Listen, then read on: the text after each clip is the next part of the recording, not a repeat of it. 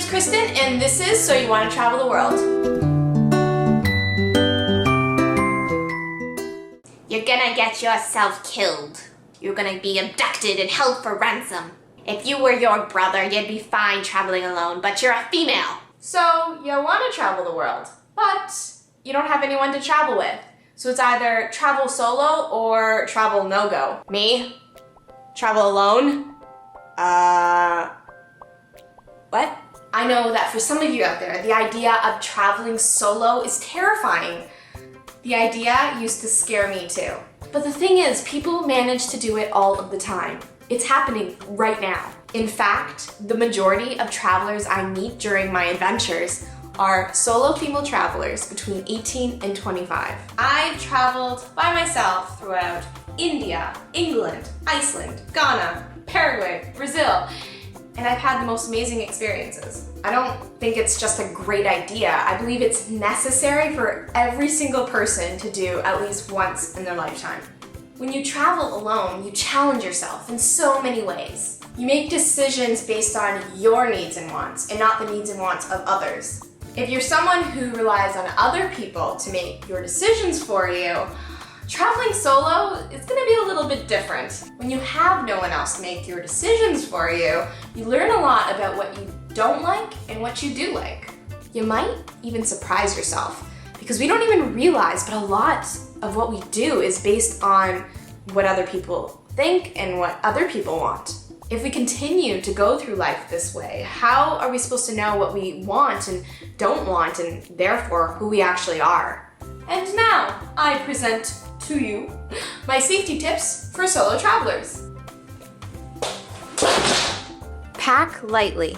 You'll be much less vulnerable and more independent if you're not lugging around a bunch of baggage. When you don't bring a lot, it looks like you don't have a lot, and you become less of a target for theft.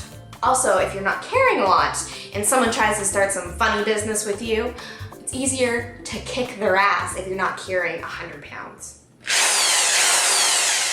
Break into your room. Before saying, I'll take it to a hotel, hostel, guest house room, please check the windows and the doors. Literally try to break into the room that you're going to be staying in. If you can't, that's a good sign. Make sure everything in the room locks properly. And if it doesn't, say goodbye. You don't have to say it in whatever accent that was. Only use official taxis. Before even getting into the taxi, look for the official logo and ask for the taxi driver's official documents. On the taxi driver's official documents, there's usually a little picture on the top left or right. Make sure that the person sitting in the driver's seat matches that photo. Arrive in the day. Arrive at a new place in the day and not at night. There will be a lot more people walking around, and most crimes happen at night. Learn language basics. No gracias. No quiero. Esperando para mi novio.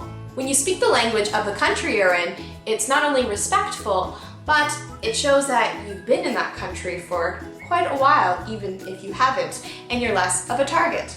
Learn the places to avoid. It's a good idea to find out from people who know the area the places you shouldn't go alone or at all, instead of finding out firsthand. Make eye contact. If you think someone is following you, make eye contact with them. Let them know that you are in control and you know what they're up to.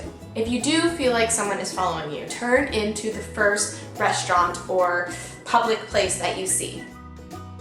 Keep your belongings in front of you. You don't know what's going on behind you, so it's a good idea to have your bags and valuables in front of you against your chest. Don't wear flashy things. Don't wear things like flashy jewelry, whether it's real or not. Repack your bag. Call me paranoid, but I always repack my bag before a flight. I guess I can thank the movie Broke Down Palace for that. I just don't want anyone putting something in my bag that I don't know about. Copy important documents. Passports, health insurance, visas. It's a good idea to put one copy in your bag, and if you happen to be traveling with someone, put another copy in theirs.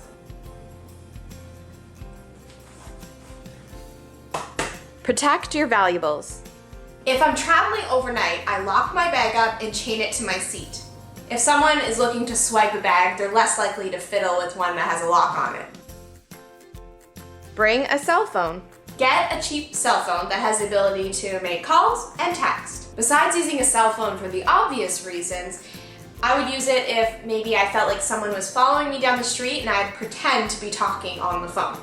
Look confident. Even if you're in a situation where you're nervous or you feel uneasy, don't look that way. Always look like you know what you're doing and where you're going. Sometimes I will purposely put on a stiff face so that I look intimidating or confident to others. Go with your gut. Tune into your intuition and trust it. It's so amazing how strong your intuition becomes when you travel. It's a great trait that you're born with, so trust it and use it. If you feel like something is wrong, go with your gut feeling, even if people are telling you otherwise, because the majority of the time, you're gonna be right. Tell people what's up. Let people know what you're doing and where you're going next. Give it up. You are so much more important than an iPod or a few $100s. So don't try and be a superhero. Well, what can happen to me in any other country can happen to me in my own backyard. Just because you're traveling to a place you've never been before doesn't mean you're entering a danger zone. So the people that haven't traveled solo firsthand don't know what they're talking about. And yeah, they're gonna tell you it's dangerous because they fear the unknown. But I'm here to tell you, go for it.